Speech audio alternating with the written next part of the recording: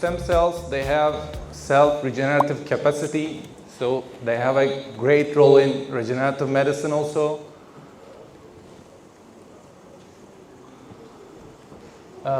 What is regenerative medicine? It deals with replacing, engineering, or regenerating human or animal cells or tissues and organs to reestablish normal function of the body. Plastic surgery and regenerative medicine share the same principle. They use this patient's own tissues to restore and enhance the body. So which type of stem cell can we use? There are several sorts of stem cells available. So we have embryonic stem cells, we have adult stem cells, we have induced pluripotent stem cells which we produce in the laboratory environment. We have perinatal stem cells, which Dr. Sylvia talked about, umbilical cord, and we have cancer stem cells.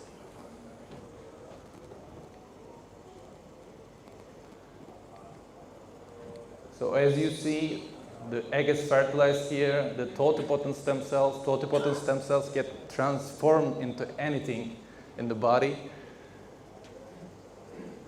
This is the form of embryo and placenta. This is, as you see, in pluripotent cells. Only they can produce embryo, not the environments, not the extraembryonar structures. So we can create embryonal stem cells with these cells, and here comes another. This is the cells and adult stem cells that we use in generally in restoring body functions.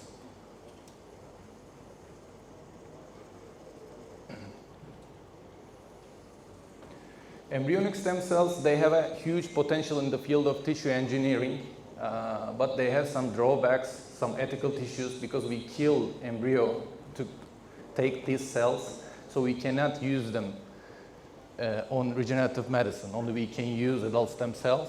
They have a limited use, as I mentioned. Adult stem cells is the stem cell types as we use in generally in healthy humans. Adult stem cells produce new stem cells as we need it.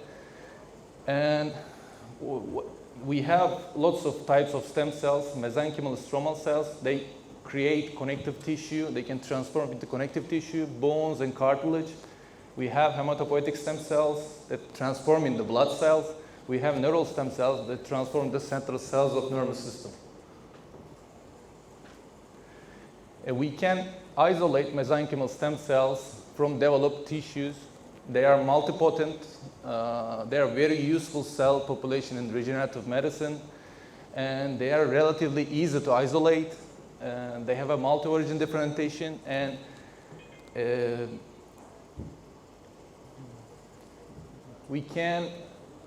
are multiple sources for harvest of mesenchymal stem cells. We can take mesenchymal stem cells from bone marrow, adipocytes, from our fat tissue, from our skin, and from our skeletal muscles. We can isolate them anywhere. But the adipose tissue and the bone marrow is easy to isolate and use in the clinical practice. Bone marrow stem cells were the first mesenchymal stem cell types identified, so they have a lot of scientific studies about it.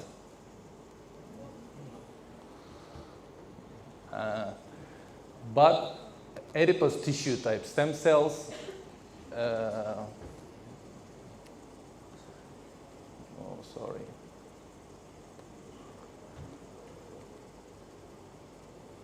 they are adipose stem cells. They are more genetically and morphologically stable in long-term culture. They have lots of advantages in comparison with the bone marrow stem cells. They display a lower ratio and show a higher proliferative capacity. So they retain differentiation potential for longer period in the culture compared with the bone marrow stem cells. Bone marrow stem cells is only used in plastic surgery. It's mostly used on wound therapy, but we mostly use the adipose tissue-derived stem cells in plastic surgery.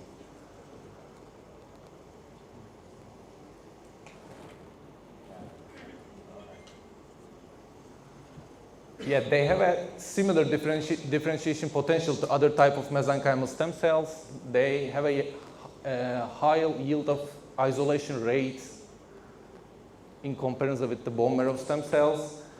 They have a lot of potential, as you're going to see later. For a plastic surgeon, by the way, because the fat tissue is an easy accessible tissue, so during many routine procedures, they can be easily and repeatedly obtained by lipectomy while we are doing liposuction in the surgery. What's happening? Computer. So over 400,000 liposuction surgeries are performed in USA in each year. So we can use this valuable tissue to just create the stem cells that we are. Okay.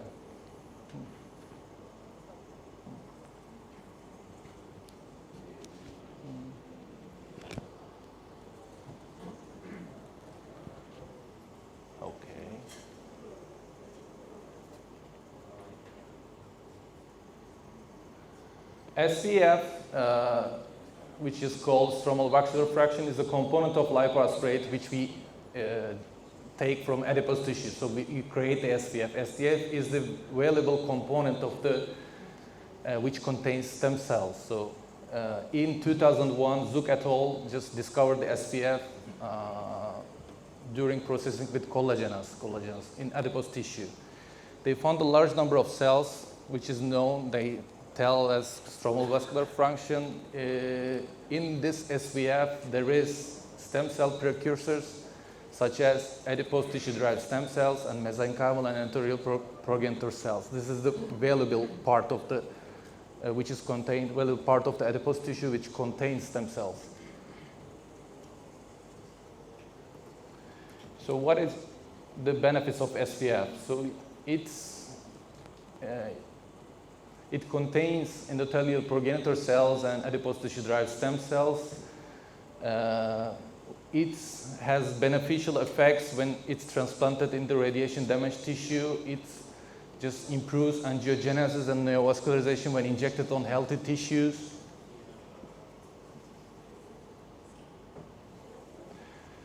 So in most therapeutic studies, we see when we inject SPF to the site of the wounds, we see initial reduction in inflammatory immune response. When we apply the SPF to the specific disease models, it also tends to reduce inflammatory cytokines and growth factors. It has a huge regenerative potential. And when we inject it into diabetic foot patients, we see nerve regeneration and fibroblast proliferation when we inject it. So why we are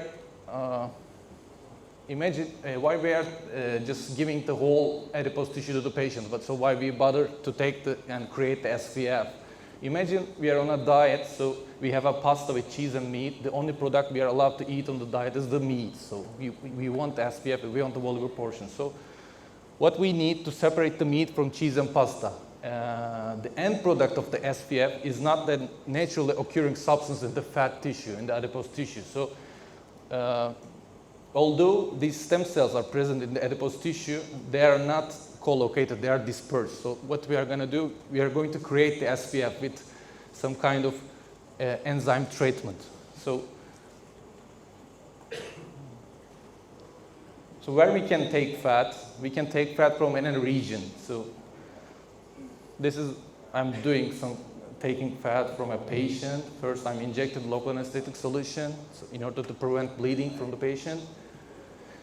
This is the solution I use normally, which is called Klein solution. It's ingredients, I just wrote it before, but I sometimes modify the solution according to the patient weight. This is the cannulas I routinely use for taking fat. The upper one I use to take fat. The lower one I use to just give the tumescent fluid to the patient. So they have a different diameter. The below one is much more thinner. The upper ones much more thicker. This is how I'm doing. This is a small video that I'm taking fat from the patient. This is the local anesthetic solution. I'm taking it.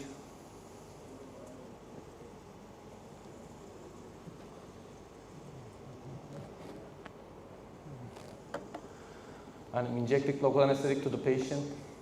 My incision is gonna be in the umbilical region. It's gonna be hidden. You can easily do it under local anesthesia. And after I anesthetize the patient, now I'm taking the fat, as you see, the fat tissue.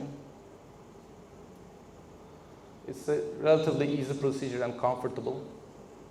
So this is our lab in the clinic. After we take the fat,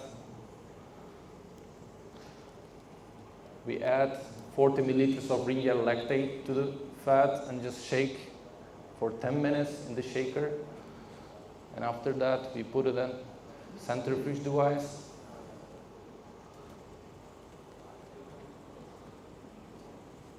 The preparation period usually lasts for about just for 40 minutes and 45 minutes. So the patient will rest while she's waiting for the preparation period. She can drink some coffee.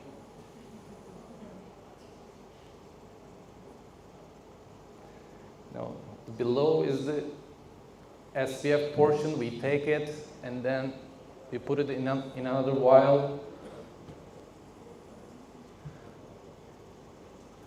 There's a filter on this vial below it, so we shake it again, and after that, you will see.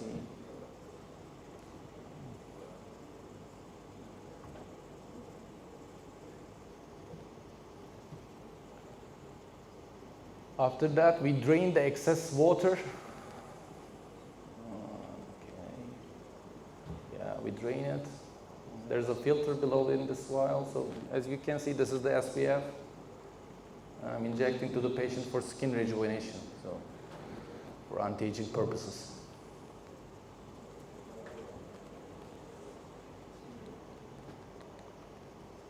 So, up.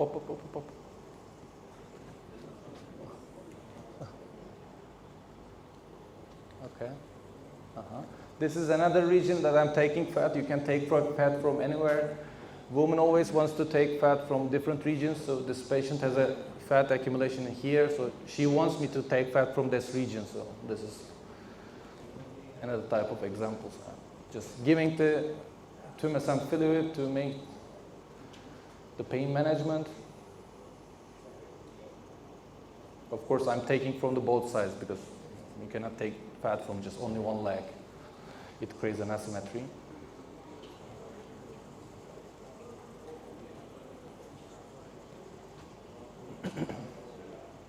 Now I'm taking fat.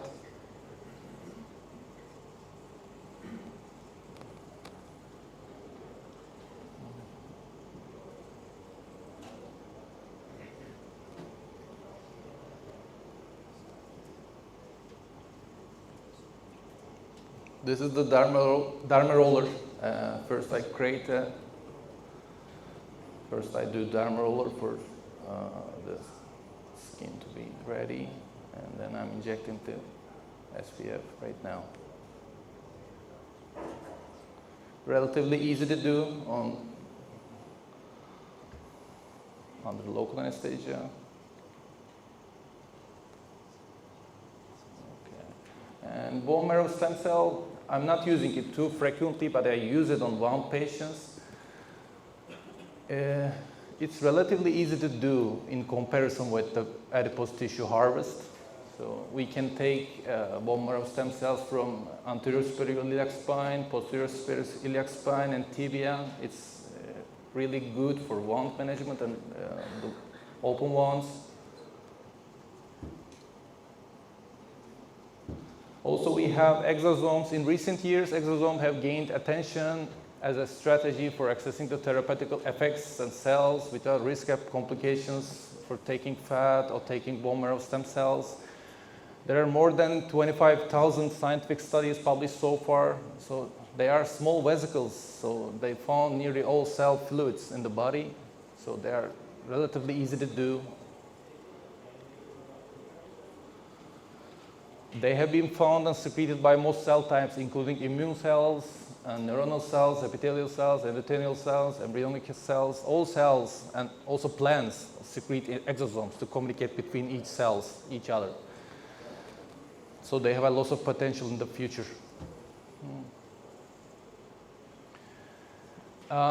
Several studies, by the way, indicate that exosomes secreted by mesenchymal stem cells can replace the mesenchymal stem cell-based stem cell treatment, cell therapies, and various injury in disease models in the future. So exosomes is the future, I think. So I'm going to show you some examples about my cases and where we can use in plastic surgery stem cells and exosomes. We can use stem cells in soft tissue augmentation and regeneration. The most commonly used method for us to volumetric augmentation of soft tissues is fat grafts.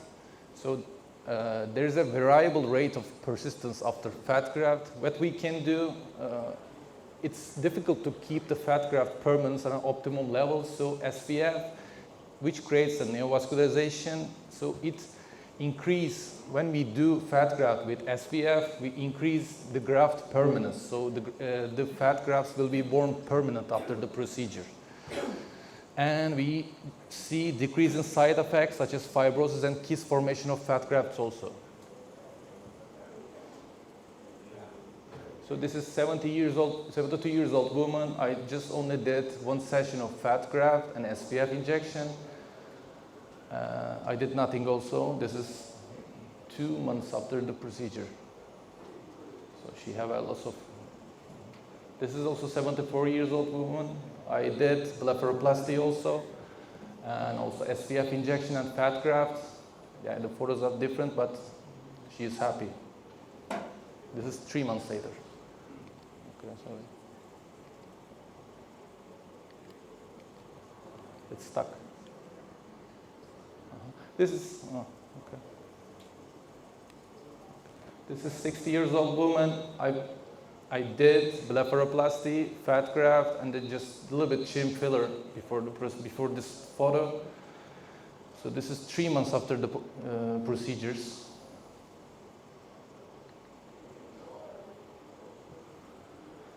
This is a 38 years old woman. She burned while she was a child and 3 years old.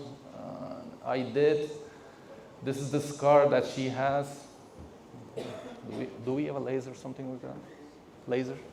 No, you don't. Okay. This is her scar.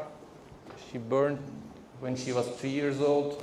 We did carbon dioxide laser and stem cell treatment and skin spray and fat grafting also, the combined procedure in the operating room. So I take the fat from the sides, so she doesn't happy with the side fats that she has. So this is just right after the procedure. She will be much more happy and it will be much more good. I just opened the dressings also. This is an early period. She'll be better in the future. So we can use stem cells for skin rejuvenation also. By aging, there's a decreased production of collagen in the skin. So while we are using the ADSCs, we can just increase fibroblast proliferation and skin rejuvenation by anti-aging purposes. So this is after acne treatment. I did carbon dioxide laser and 2 sessions of stem cells to this patient. We can see good results after we do consecutive sessions, by the way. This is another patient. This patient, I did 1 session of stem cell. This is 3 months after the procedure.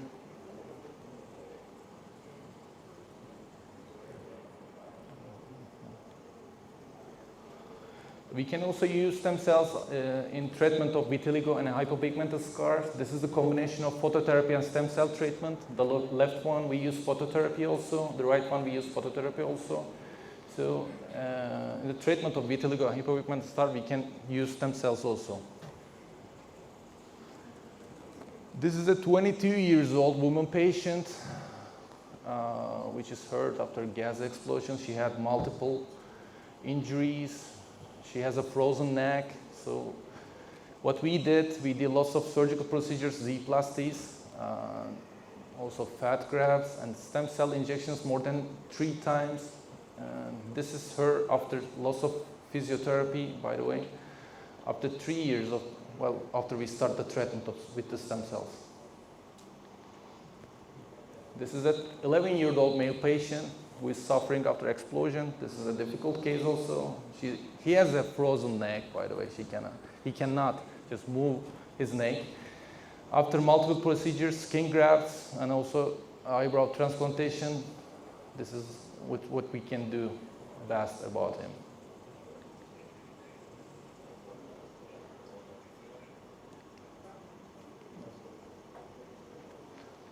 This is another patient, 37-year-old woman, suffering from chickenpox infection after scar after chickenpox infection. So this is what we can do after 2 sessions of carbon dioxide laser treatment and stem cell therapy. Also, we can use stem cells on wound healing also bone marrow stem cells we can use. Adipose tissue-derived stem cells have critical importance for wound healing. As I mentioned before, they have numerous growth factors and cytokines. They increase macrophage migration and granulation tissue. They increase vascularization, so they help wound healing a lot. They have a lot of angiogenetic properties. They are useful in limb ischemia and diabetic foot patients. For example, Berger's disease and diabetic foot patients. When we applied stem cells on the ischemic limbs, we see new collateral vessel formations in the angiographic imaging procedures. This is a 73-year-old male patient, which we did inject stem cells 2 sessions. So as we can see, there is lots of collateral vessel formation after 6 months after the injection. So also we can use stem cells to prevent pathological wound healing also. Scar formation is associated with the inflammatory process of the wound healing. So by using adipose tissue-derived stem cells, we can improve wound color and elasticity. This is 20-year-old male patient which suffered from acid burn. So we did 3 sessions of stem cells to this patient. Also, we did tissue, skin grafts also. This is 2 years after the procedure. This is him. This is 2-year-old male patient suffering from flame burn, bad case. But what we can do, we can just take that skin on his forehead, just do skin grafts. This is what we can achieve after 1 year. Also, we can, as you can see, for the diabetic foot patients, this is 2 sessions of stem cell treatment on the left patient and just 1 session of stem cell treatment on the right, patient on the right. This is a 77-year-old male patient which is suffering from pressure sore. So we did just 1 session of stem cell treatment and injected to this side. As you can see, it's much more smaller right now. This is a 66-year-old male patient suffering from diabetic foot. Only 2 sessions of stem cell and proper diabetic foot care, so what we can achieve. This is 31-year-old male patient. He's paraplegic, so after a motorbike accident, he's suffering from a atonic wound. As you can see, there's a wound in his ischial. He has an ischial pressure sore. So what I did a flap to close this one, So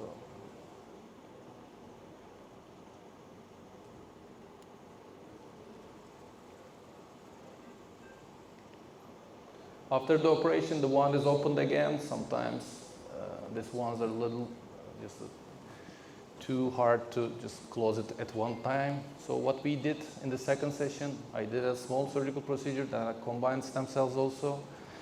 This is him after 2 months.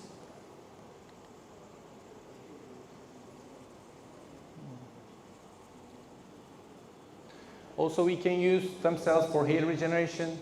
Of course, I'm not talking about the hair transplant, but we can, with using adipose tissue-derived stem cells, so we can activate surrounding tissues via cytokines. Cytokines, they have beneficial paracrine effects on hair, and its paracrine function is the most important therapeutic effect of stem cells. So as you can see, 43-year-old male patient. Of course, it's not a hair transplant, but it's also its effects. As we can see, the patient is happy. Just only 2 sessions of SPF.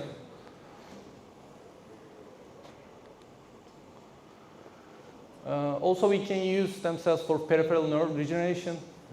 In peripheral nerve injuries, we see a lot of donor site morbidity while we're using the surgery and suboptimal function recoveries. By using adipose tissue derived cells and bone marrow stem cells, they can transform into Schwann-like cells, so they have beneficial effects on neural degeneration.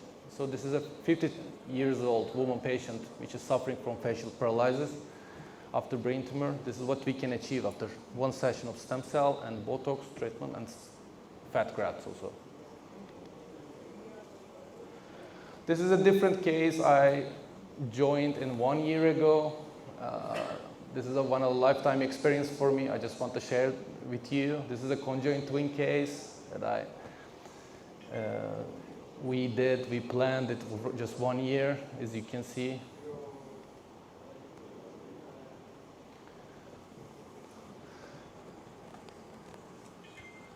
We did 2 sessions. First, we placed and expander devices, 3 expanders to these babies. As you can see, the expanders are fully inflated.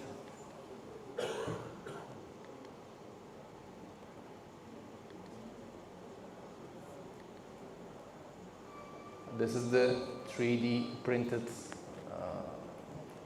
base of this child, where they can use it like that. Oh, okay.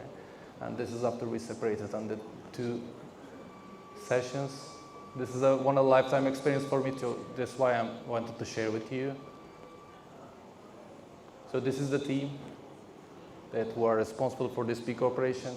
So it just takes, the second session just takes 9 hours. It's the shortest time for skin, for this child split. So this is me. To close up, the paths of plastic surgery and regenerative medicine will intersect even more in the future.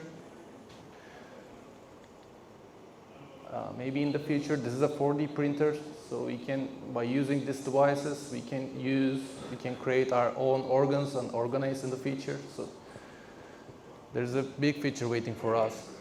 This is the team. This is my core team, and this is my big team. We are still growing, by the way, every day. Thank you.